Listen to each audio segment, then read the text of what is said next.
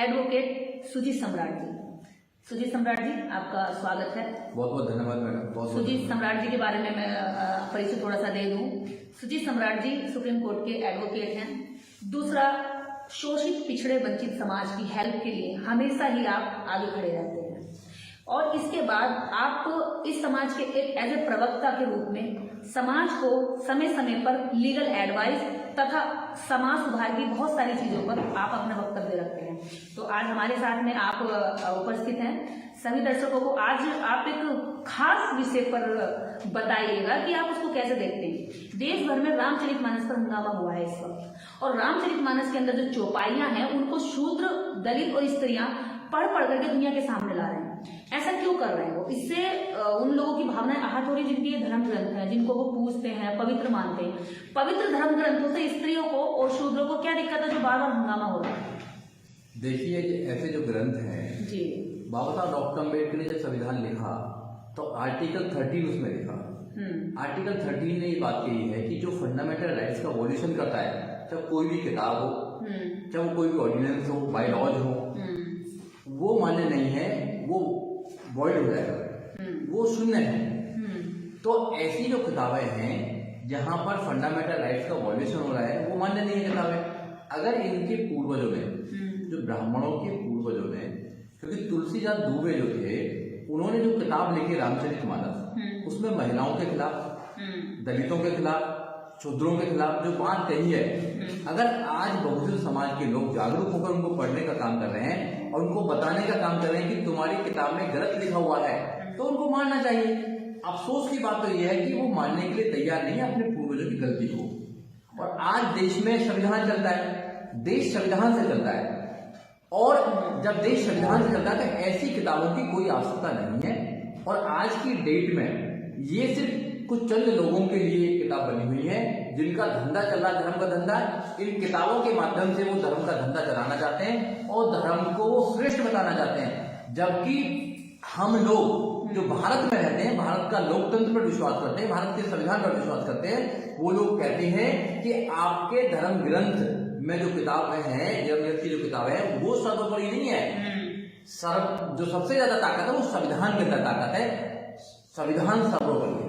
तो जो लोग पवित्र धर्म ग्रंथ बताते हैं, रामचरितमानस, वेद, पुराण और गीता, भागवत, वो लोग तो संविधान की प्रतियां संसद के बाहर जलाते हैं। उन पर मुकदमा भी होता है। तो मुकदमा अगर होता है तो उसके बावजूद भी लोग फिर भी कह रहे हैं कि हिंदू राष्ट्र बनाएंगे। सरकार के नुमाइंदे जो हैं वो कहते हैं कि राम लला का मंदिर बनाएंगे और राम राज बनाएंगे, इस देश को जो है हम पूरे विश्व गुरु ले जाएंगे। तो क्या भारत विश्व गुरु राम की वजह से बना था या बुद्ध की वजह से बना था? आप इसमें बताइए किसकी वजह से? देखिए, ये कभी भी इसको हिंदुस्तान नहीं बना सकते। बाबा साहब डॉक्टर अम्बेडकर ने इनका जो संविधान बना रहे थे, जब ही राज कर दिया है। बाबा साहब डॉक्टर अम्बेडकर ने जो संविधान बनाया, संविधान का आर्टिकल नंबर 1 आप देखेंगे तो इंडिया दैट इज भारत की बात करता है। तो ये संविधान कहता है कि ये इंडिया है और भारत है, ये हिंदुस्तान नहीं है। और ये इसको हिंदुस्तान बनाना चाहते हैं, मगर ये हिंदुस्तान बनता तो जब ही बन जाता जब संविधान लिखा जा रहा था, पर जब नहीं बनाइए। और ये जो भगवान की बात करते हैं तो संविधान किसी भगवान से स्टार्ट नहीं होता है। संविधान मानवता के लिए है, ना कि धर्म के लिए बचाने के लिए है। तो जो संविधान है देश का, वो एक गारंटी देता है प्रत्येक व्यक्ति को, इंडिविजुअल को गारंटी देता है कि आप अपनी जो लाइफ जिएंगे वो फ्री लाइफ जिएंगे। आपको बोलने का अधिकार है, आपको जाने का अधिकार है, आपको पढ़ने का अधिकार है, आपको हर चीज का अधिकार है। और इनके धर्म ग्रंथ क्या कहते हैं? इनके धर्म ग्रंथ कहते हैं ढोल गवार शुद्ध पशु नारी, ये सकल तारण के अधिकारी। तो ये तो पूरे जो 85% जो बहुजन है उनको ये गाली देने का काम करते हैं। और जो महिला है, मानते नहीं ना कि गाली दे रहे हैं। देखिए, मानना पड़ेगा, इनको मानना पड़ेगा, इनको मानना पड़ेगा। और इनके धर्म ग्रंथों में महिलाओं के लिए क्या लिखा हुआ है? महिलाओं को पढ़ने की आजादी नहीं थी। पढ़ने की आजादी महिलाओं को अगर मिली है तो बाबा साहब डॉक्टर अम्बेडकर के संविधान से मिली है। आज महिला दुनिया के किसी भी कोने में जाकर कहीं भी कुछ कर सकती है, वो संविधान की बदौलत की है। आज महिलाएं डॉक्टर, इंजीनियर, प्रोफेसर, जज, वकील, यहाँ तक कि उत्तर प्रदेश की 4 बार मुख्यमंत्री बन सकती है, तो संविधान से बन सकती है। इनके धर्म ग्रंथों में तो महिलाओं की जो हालत थी ना, वो सोचने वाली महिला की हालत थी। महिलाओं को पैर की जूती समझा जाता था।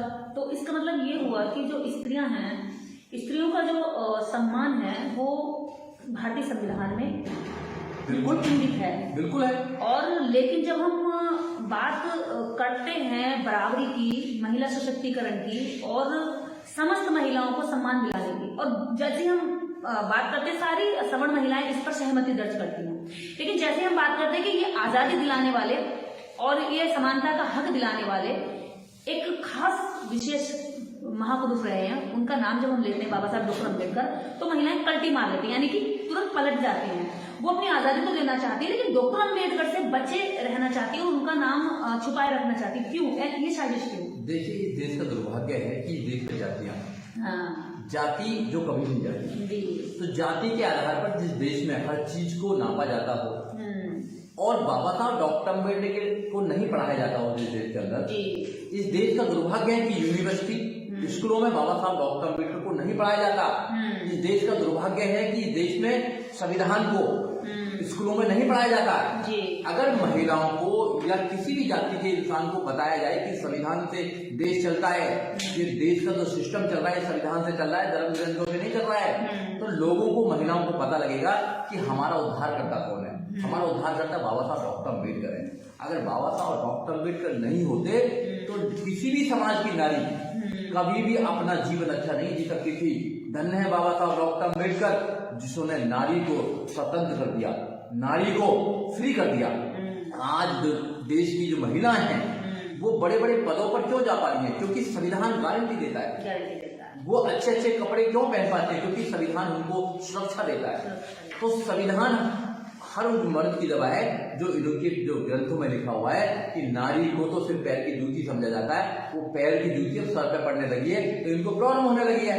अब महिलाएं बोलने लगी हैं, महिलाएं अधिकार लेने लगी हैं, प्रॉपर्टी में अधिकार लेने लगी हैं, अब वो डिवोर्स लेने लगी है तो इनको प्रॉब्लम हो गया। धर्म ग्रंथों को खराब किया जा रहा है। धर्म ग्रंथ आज की डेट में कोई भी मायने नहीं रखते हैं अच्छा जीवन जीने के लिए। हाँ, कोई अपने धर्म को मानना चाहता है माने, उसमें हमें कोई बुराई नहीं है, मगर आप संविधान के ऊपर ग्रंथ को मानेंगे तो ये हम मानने के लिए नहीं है। पूरा देश संविधान करता है। लेकिन वकील साहब वो तो कहते हैं कि धर्म ग्रंथों में पूरा विज्ञान भरा पड़ा है, मतलब जो विज्ञान आज कर रहा है वो उनके धर्म ग्रंथों ने आज से कई हजार वर्ष पहले, लाखों वर्ष पहले, यानी कि उनको साल तो पता नहीं होता, ना ईस्वी ना सदी किस समय करा, लेकिन वो कहते हैं, उनका कहना ये होता है जब ये चर्चाएं चलती हैं कि हमारे धर्म ग्रंथों में, वेदों में सारा विज्ञान भरा पड़ा। आप इसको कैसे देखते हैं? क्या क्या विज्ञान है आपकी नजर में? मेरी नजर में तो ये विज्ञान जो है कि खीर खाने से बच्चा पैदा हो जाता है, तो ये विज्ञान हो सकता है। मेरी नजर में तो है कि भैया हल चलाओ तो बच्चे निकलने लगते हैं, ये विज्ञान हो सकता है। सीता माता ने, हाँ, निकलने लगते हैं।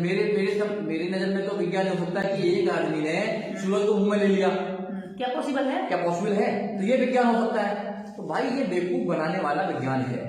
तो आज पढ़ा लिखा नौजवान बेवकूफ नहीं बनने वाला है। आज वो समझता है कि देश किससे चल रहा है। तो इनके धर्म ग्रंथों में जो लिखा हुआ है इनके लिए मुबारक हो। आप उसको पढ़ें, ओढ़ें, खाएं, कुछ भी करें, हमें कोई लेना देना नहीं है।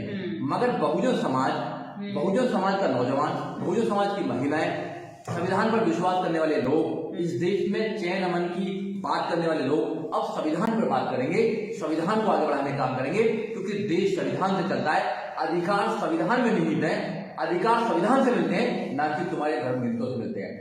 वो धर्म ग्रंथ सारे एक तरफ हैं और संविधान एक तरफ है। तो संविधान सर्वोपरि है, संविधान ही हमको अधिकार देता है। अगर संविधान नहीं होता ना तो मेरे जैसे लोग कभी भी वकील नहीं बन पाते।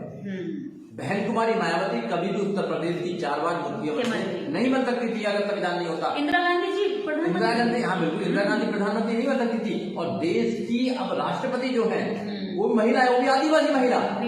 तो इनके धर्म ग्रंथ तो महिलाओं को पैर की जूती मानते हैं ना, तो वो तो कैसे बना देंगे राष्ट्रपति? तो संविधान सर्वोपरि है, संविधान को बचाना चाहिए। इनको यही प्रॉब्लम है कि इनके धर्म ग्रंथों को लोग मानने के लिए तैयार नहीं है। अब संविधान की बात लोग करते हैं। अब इनके मंदिरों में जो बैठकर हराम का खाते थे, उस हराम के खाने की अब जो आदत पड़ गई थी, मोटे मोटे पेट होने ना, ये मोटे मोटे पेट जो दूसरों खा रहे हैं। एक तरफ रिपोर्ट क्या है, हम जो ग्लोबल हंगर इंडेक्स वो कहता है कि 20 करोड़ लोग रात को भूखे तो 23 करोड़ इस बार, इस साल का 23 करोड़ हो गया। तो 20 से 23 करोड़ लोग रात को जिस देश में भूखे सोते हों और उस देश में कुछ लोगों का पेट इतना मोटा हो रहा हो मंदिर में बैठ के, तो सोचना होगा ना कि किसका माल खा रहे हैं भैया। मंदिर में बैठने वाले लोग कौन है? ब्राह्मण है, पुजारी है, पंडित है, बिल्कुल जानती है भैया। बिना ब्राह्मण के तो देश में कुछ नहीं होता। अब जो संसद बनाई है मोदी जी ने, तो उसका उद्घाटन भी ब्राह्मणों से करा है। ये देश की ब्राह्मणों का थोड़ी है, ये देश सबका है। ये देश हिंदू, मुस्लिम, सिख, ईसाई सबका है। तो ये देश में प्रधानमंत्री जी कुछ ऐसा काम कीजिए जो सब लोगों को लगे कि ये प्रधानमंत्री हमारे लिए है। तो संसद का इनॉग्रेशन जब हुआ तो सभी धर्मों के आप चाहते थे कि सभी धर्मों के लोग हों? नहीं, धर्मों का होना ही नहीं चाहिए। अच्छा, नहीं होना चाहिए। धर्म आदमी की इंडिविजुअल चीज है। आपको व्यक्तिगत कोई चीज करनी करिए।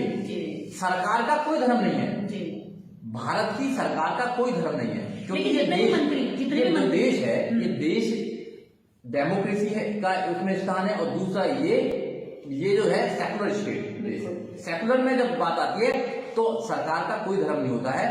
जितने भी मंत्री हैं वो सरकार के मंत्री हैं, उनको किसी भी एज ए मंत्री उनको कहीं भी नहीं जाना चाहिए। अगर सरकारी कोई प्रोग्राम है, तो अगर इंडिविजुअल कोई प्रोग्राम करना है, व्यक्तिगत कोई प्रोग्राम करना, अपने घर में कोई कथा कराना, कराओ अपने घर में। अगर तुम सरकारी कोई काम करा रहे हो तो उसमें कभी भी किसी धर्म को बीच में नहीं ले जाना चाहिए। संविधान ये कहता है। लेकिन बीजेपी के तो ज्यादातर कार्यक्रम जितने भी इनॉग्रेशन के होते हैं, जितने भी उनके मंत्री और संतरी जितने भी वो यहाँ तक कि खुद पीएम करते हैं, तो केवल एक खास विशेष धर्म के लोगों को बुलाते हैं और उनको आगे रख करके खुद उनके हिसाब से, जैसे वो कहेंगे पानी डालो, जैसे कहेंगे हवन में अग्नि में स्वाहा करो, या फिर 4 बार सर झुकाओ या नमस्ते करो, तो वो उनके मतलब।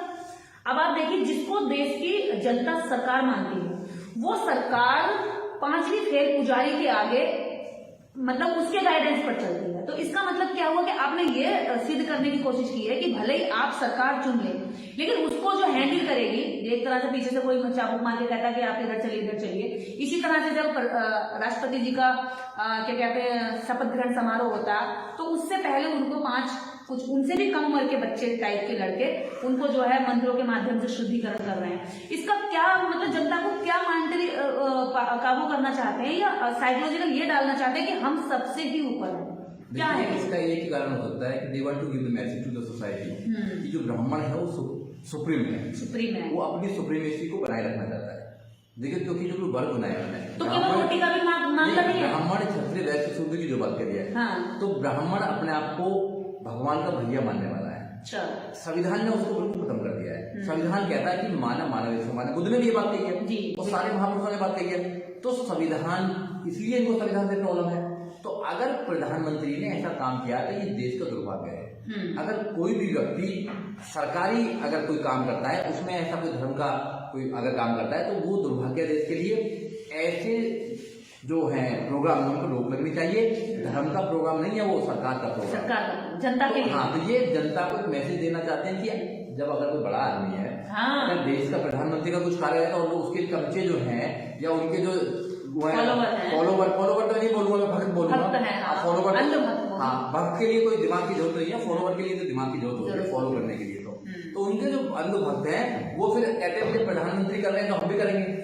ये बहुत बड़ी, हाँ, तो ये मैसेज देना चाहते हैं और कुछ नहीं है। और मैसेज जो भोले भाले लोग हैं उनको बेवकूफ बनाए रखना चाहते हैं। मैं आपके चैनल के माध्यम से देश की जनता को कहना चाहता हूँ, आप संविधान को पढ़ें, आप बाबा साहब डॉक्टर अम्बेडकर को पढ़ें, अपने अधिकारों को पढ़ें, अपने बच्चों को पढ़ाएं, खुद पढ़ें और इन भ्रष्टाचारी लोगों से बचें। इस अंधविश्वास में अपने बच्चों को ना भेजें, महिलाओं को ना भेजें। नहीं तो आसाराम बापू ने महिलाओं के साथ क्या क्या जेल के अंदर है, राम रहीम ने क्या करा महिलाओं के साथ में जेल के अंदर है। ये अपनी शिष्य जो बनाते हैं, अपने जो भक्त बनाते हैं, उनके साथ ये क्या करते हैं, ये पास्ट में आपने देखा होगा। अगर इस देश में कानून नहीं होता तो ये कितने लोगों का रेप करके, कितनी महिलाओं को रेप करके अभी बाहर रहते, जेल में नहीं जाते, पैरोल पर है। हाँ, पैरोल होते हैं, क्योंकि इनकी हिस्ट्री रही है। इनके पूर्वज भी देवदासी रखते थे, आज भी है। हाँ, देवदासी रखते थे इनके पूर्वज ही। आपने देखा होगा तो बहुत सारी प्रथाएं ऐसा रखती थी जो महिलाओं का शोषण करते थे। तो ये शोषण करने वाले लोग हैं, धर्म के नाम पर, जाति के नाम पर शोषण करने वाले, वहां से बाहर निकले, जब भी आपके बच्चों का उद्धार हो सकता है। आपने आज दाहस्ती पर एक बड़ी हस्ती सुजीत सम्राट जी को सुना, और एडवोकेट सुजीत सम्राट जी केवल एक आम नागरिक नहीं है, वो एक वकील भी हैं और उनके परिवार में बहुत बड़ी संख्या वकीलों की है।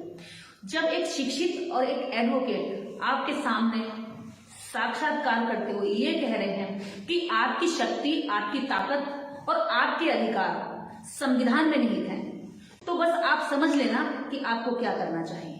क्योंकि कोई भी चमत्कारी बाबा आपको शिक्षा की बात नहीं करेगा, वो सिर्फ यही कहेगा कि आप 4 बार सूर्य नमस्कार कर लीजिए, 4 बार आप धूपबत्ती लगा लीजिए, अपने इष्ट की पूजा कर लीजिए, अर्चना कर लीजिए। अगर वो खुश हुआ तो आप पे कृपा दृष्टि बरसाएगा। लेकिन संविधान की आपने कभी पूजा अर्चना नहीं की, संविधान पर आपने कभी अगरबत्ती धूपबत्ती नहीं लगाई, उसके बावजूद संविधान आपकी सुरक्षा करता है बहुत सावधानी से, बहुत तरीके से, और कदम कदम सुबह सांस लेने से रात को सोने तक, और जब आप सो रहे होते हैं, जब आप नींद में होते हैं, उस वक्त भी संविधान आपकी सुरक्षा कर रहा होता है। क्यों? क्योंकि देश का कोई भी व्यक्ति किसी भी व्यक्ति के अधिकारों को क्रॉस नहीं कर सकता, इसके लिए संविधान में प्रावधान है। कोई भी पुजारी, कितना भी बड़ा धर्म का पुजारी क्यों ना हो, वो आपका शोषण नहीं करता। इसका भी कानून है कि वो अगर करता है, जैसे कि अभी बाबाओं का नाम आपने लिया, करता है तो कानून उसको भी जेल में डालेगा। जो बाबा धर्म की रक्षा करते थे, आज जेलों की दीवारें उन बाबाओं की रक्षा कर रही है ना? तो क्या ये धर्म किसी की रक्षा करे ना करे, ये भले 2-3% लोगों के रोजी रोटी की रक्षा करता हो, उनकी ऊंचाई पर बने रहने की रक्षा करता हो, लेकिन संविधान देश के प्रत्येक जीव की, जंतु की, महिला की, बुजुर्ग की, बच्चे की, यहाँ तक कि प्रत्येक नागरिक की सुरक्षा करता है, समानता का अवसर देता है, और आगे बढ़ने के मौकों को आपकी योग्यता के अनुसार देता है, ना कि आपके जन्म के आधार पर। तो इसी के साथ जय भीम, नमस्कार। हमारे चैनल बहुजन दस्तक को लाइक, शेयर, सब्सक्राइब देखना मत भूलिएगा। जय भीम, जय भारत, जय संविधान, नमो बुद्धाय। धन्यवाद। चैनल आर्थिक समस्या से गुजर रहा है। अगर आप बहुजन समाज में बाबा साहेब अम्बेडकर और तथागत बुद्ध की विचारधारा को अधिक से अधिक लोगों तक पहुंचाना चाहते हैं तो हमें आर्थिक सहयोग प्रदान करें, ताकि हम अपने चैनल के माध्यम से देश विदेश में समता, बंधुता, एकता और संवैधानिक अधिकारों को ज्यादा से ज्यादा लोगों तक पहुंचा सकें। आप अपनी सहायता राशि नीचे लिखे खाते में जमा करा सकते हैं। खाता धारक गौतम रत्ना, खाता संख्या 3169576865 IFSC कोड SBIN 00603336, बैंक भारतीय स्टेट बैंक। आप हमारे बैंक खाते का विवरण स्क्रीन पर भी देख सकते हैं। रोको मत हमें, टोको मत हमें, आगे बढ़ते जाना है। जय भीम का नारा लगाना है, जय भीम का नारा लगाना है। जय भीम, जय भीम। मैं गौतम रत्ना आपका बहुजन फिल्म प्रोडक्शन में स्वागत करता हूं, और आप हमारे प्रोडक्शन हाउस के अंदर अपना कैरियर बना सकते हैं as a film director, as a producer and actor and actress and editor and cinematographer also. अगर आपको फिल्म से रिलेटेड कुछ भी प्रोजेक्ट आपको बनवाना है तो हमारे पास में पूरा सेटअप है, जिसमें फिल्म कैमरा है, शूटिंग लाइट्स है और एडिटिंग है। सारा A to Z एक ही जगह पर आपको हमारे यहाँ पर मिल जाएगा। तो दोस्तों, आप हमें कांटेक्ट कर सकते हैं हमारे नंबर्स पर 9810085714 और 8510005714। हमारे वेबसाइट पे विजिट कर सकते हैं www.filmserviceindia.com, और हमें मेल भी कर सकते हैं gautamfilmsproduction@gmail.com पर। धन्यवाद।